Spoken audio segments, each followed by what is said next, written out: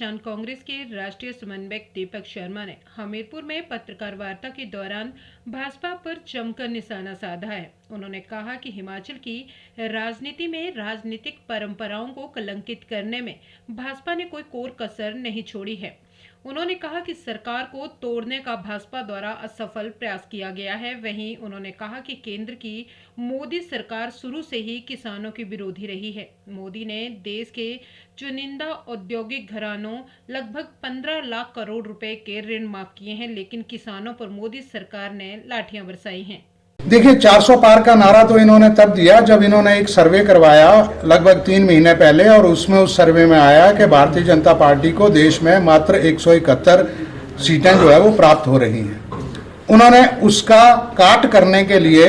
एक ऐसा झूठा प्रचार का तरीका अपनाया कि उसमें कहा कि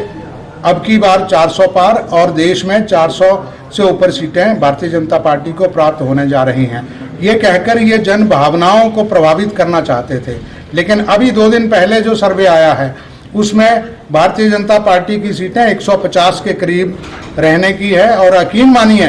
कि जब अंतिम चरण के चुनाव होंगे भारतीय जनता पार्टी 150 से भी नीचे पर खड़ी होगी। देखिए, पिछले 10 वर्षों में जिस तरह से भारतीय जनता पार्टी की मोदी सरकार ने किसानों के ऊपर कुठाराघात किया और देश के 20-21 बड़े घरानों के लगभग 16 लाख करोड़ रुपया बैंकों से ऋण माफी की, लेकिन किसान जो आंदोलन कर रहा था किस लिए कि हमें जो है वो न्यूनतम समर्थन मूल्य दिया जाए,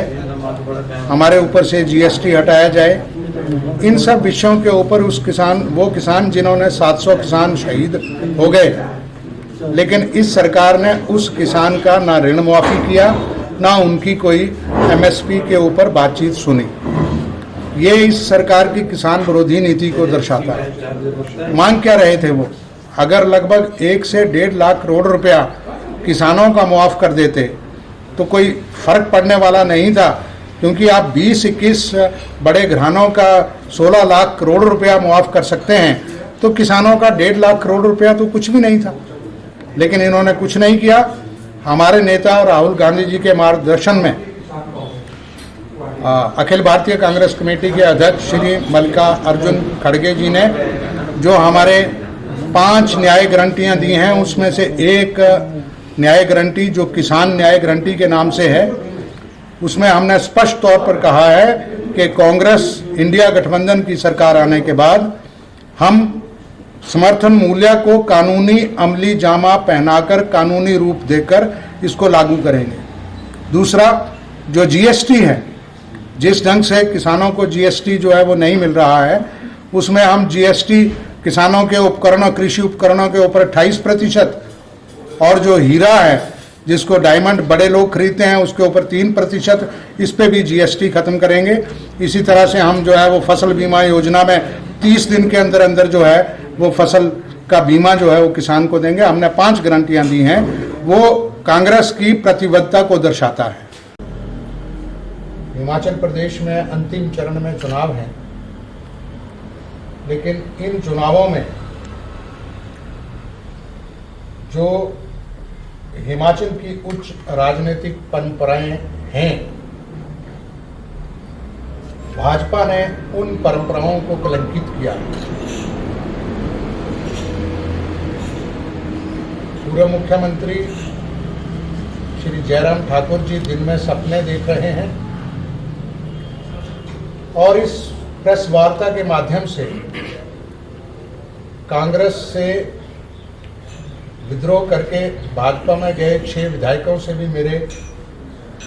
2 मुख्य प्रश्न हैं जो मैं उनके बीच रखूंगा और उनसे जवाब चाहूंगा। साथियों, जैसा कि मैंने कहा कि हिमाचल प्रदेश में